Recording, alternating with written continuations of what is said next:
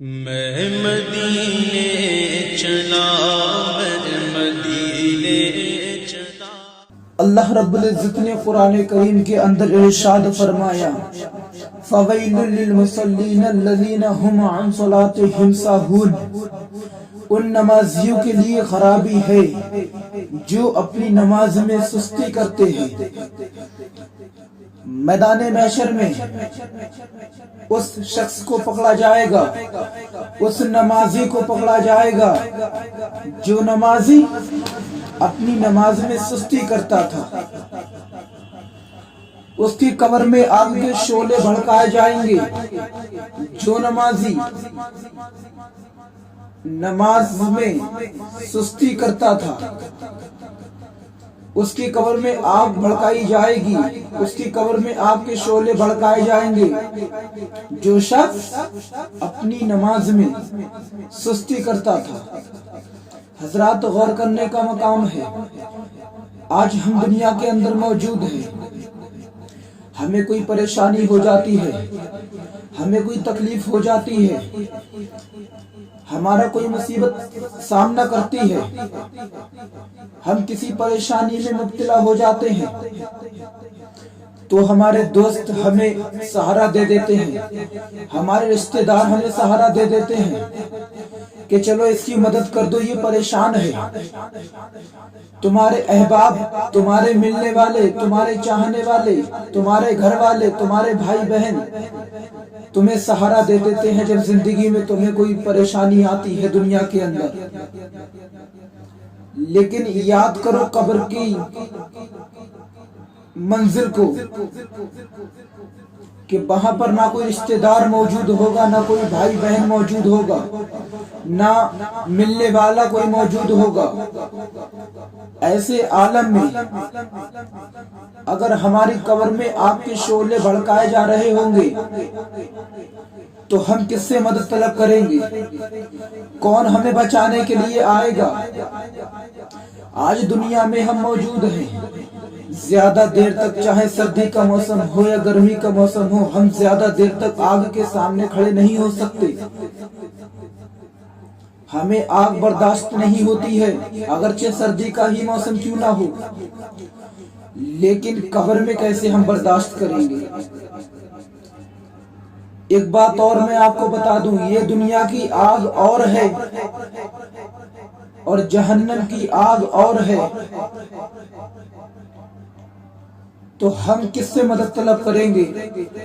اگر وہاں پر کوئی چیز کام آنے والی ہے تو وہ ہمارے نیک عمل کام آنے والے ہیں۔ اگر ہمیں کوئی بچا سکتا ہے تو نیک عمل بچا سکتا ہے، جو دنیا میں رہ کر ہم نے نیک عمل کرے ہوں گے ہمیں وہ بچا سکتا ہے، ورنہ نہ وہاں پر بچانے کے لیے نہ ہی ہمارے رشتہ دار موجود ہوں گے، نہ دوست موجود ہوں گے، نہ احباب موجود ہوں گے، نہ ملنے والے موجود ہوں گے۔ تو بتائیے ایسے عالم میں جب ہم وہاں پر تنہا ہوں گے تو ہمارا کیا ہوگا؟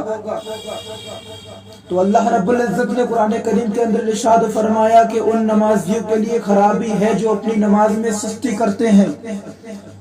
اللہ اکبر کبیرہ۔ جو لوگ نماز میں سستی کرتے ہیں ان کا حال کیا ہوتا ہے وہ میں آپ کو بتانا چاہتا ہوں۔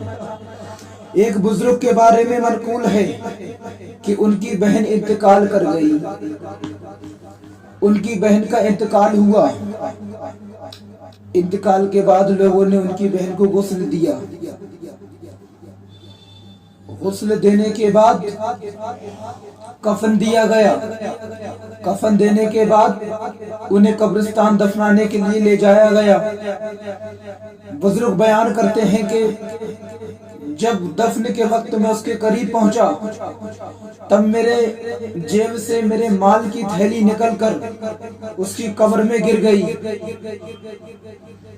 مجھے بھی معلوم نہ ہوا اور جو پاس میں لوگ موجود تھے جو دفنانے کے لیے آئے تھے انہیں بھی معلوم نہ ہوا، حتیٰ کہ کسی نے بھی نہیں دیکھا۔ कहते हैं कि सब लोगों ने कब्र पर मिट्टी दी, मैंने भी कब्र पर मिट्टी दी। मिट्टी देने के बाद सारे लोग वापस चले आए, उन लोगों के साथ मैं भी वापस चला आया। हजरात गौर करने का मकाम है। कहते हैं कि जब मैं वापस चला आया, जब मैं घर पर आ गया, घर पर आने के बाद मुझे ध्यान आया कि मेरे माल की थैली कहाँ गई। मैंने चारों तरफ देखा, अपनी जेबों में देखा, लेकिन मुझे माल की थैली कहीं नजर ना आई, मुझे मेरे माल की थैली ना मिली।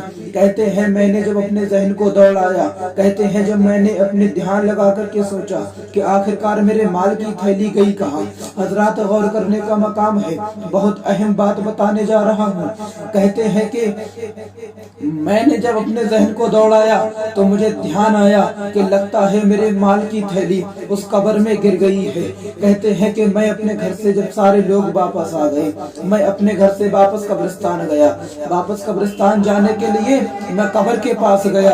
जब मैं कब्र के पास गया, मैंने सोचा कि मेरे माल की थैली इसी कब्र के अंदर मौजूद है, तो क्यों ना मैं इस कब्र के अंदर से अपने माल की थैली निकाल लूं। कहते हैं कि उस माल की थैली को निकालने के लिए मैंने कब्र को खोदा। कब्र को खोदने के बाद कहते हैं कि मैं क्या देखता हूँ कि मेरी बहन की कब्र में बहुत तेजी के साथ आग भड़क रही थी, आग के शोले भड़क रहे थे। कहते हैं ये देख करके मेरी गमगीन हालत हो गई, मुझ पर कैफियत तारी हो गई। कहते हैं कि मैंने उस कब्र को बंद किया और कब्र को बंद करने के बाद मैं अपनी गमगीन हालत को लिए हुए अपने घर की तरफ रवाना हुआ। कहते हैं कि मैं बहुत तेजी के साथ अपनी घर की तरफ को रवाना हुआ। जब मैं घर की तरफ को दौड़ा तो मैंने अपनी अम्मी जान से घर पर आकर पूछा कि ए अम्मी जान, मेरी बहन दुनिया में रहकर क्या अमल करती थी, मुझे मेरी बहन के बारे में बताइए कि वो क्या अमल करती थी इस दुनिया के अंदर रह करके। कहते हैं कि मेरी माँ ने मुझसे कहा कि बेटा तुम क्यों पूछना चाहते हो। कहा माँ, जो मेरे माल की थैली गिर गई थी, मुझे ध्यान था कि मेरे माल की थैली उसी कब्र में गिरी है। कहते हैं कि मैं उस कब्र में गया, जब मैंने अपनी माल की थैली को निकालने के लिए कब्र को खोदा तो अम्मी जान, बहन की कब्र से आग के शोले भड़क रहे थे, आग भड़क रही थी उस कब्र के अंदर। कहते हैं कि जब मेरी माँ ने इतना सुना तो मेरी माँ भी ज़ारो कतार रोने लगी, मेरी माँ पर भी कैफियत तारी हो गई। मैंने कहा माँ बताओ तो मेरी बहन दुनिया में रहकर क्या अमल करती थी।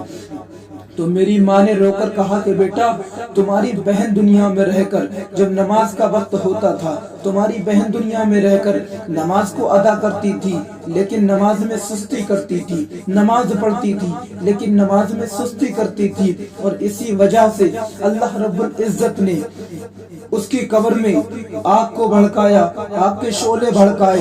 हजरात गौर करने का मकाम है, वो लोग सिर्फ अपनी नमाज में सुस्ती पैदा करते हैं तो उनका ये हाल है कि उनकी कब्र में आग के शोले भड़काए जा रहे हैं। वो लोग नमाज पढ़ते हैं लेकिन अपनी नमाज में सुस्ती पैदा करते हैं तो उनकी कब्र में आग भड़काई जा रही है। लेकिन यहीं पर बताना मुनासिब समझता हूँ, जरा गौर करने का मकाम है। और जो लोग बिल्कुल भी नमाज नहीं पढ़ते हैं उनका क्या हाल होगा। अल्लाह अकबर। जो लोग बिल्कुल भी नमाज नहीं पढ़ते हैं, मस्जिदों में जाकर नहीं देखते हैं, उनका क्या हाल होगा। अल्लाह अकबर। जो लोग नमाज अदा करते हैं लेकिन उनकी नमाज में सुस्ती होती है, उनका ये हाल है। तो जो लोग बिल्कुल भी नमाज अदा नहीं करते हैं उनका क्या होगा। हजरात, ये जिस्म पानी है, सजाने की जरूरत क्या है, और हुस्न अपना किसी को दिखाने की जरूरत क्या है। और ऐसे आमाल करो कि रूह से खुशबू आए, इत्र कपड़ों पे लगाने की जरूरत क्या है।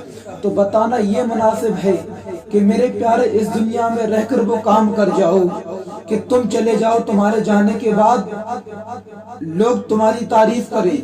अपनी जिंदगी को अल्लाह और उसके रसूल के जिक्र में खर्च कर दो, अपनी जिंदगी अल्लाह और उसके रसूल की राह में खर्च कर दो, अपनी जिंदगी को रोशन बनाओ ताकि आने वाली नस्लें भी हमारी रोशन हो, नमाजों की पाबंद बने, हमारी आने वाली नस्लें भी नमाजों की पाबंद बने। तो अल्लाह रब्बुल इज्जत से दुआ है कि परवरदिगार आलम हम सबको नेक अमल करने की तौफीक अता फरमाए और नमाज़े पंजगाना पढ़ने की तौफीक अता फरमाए।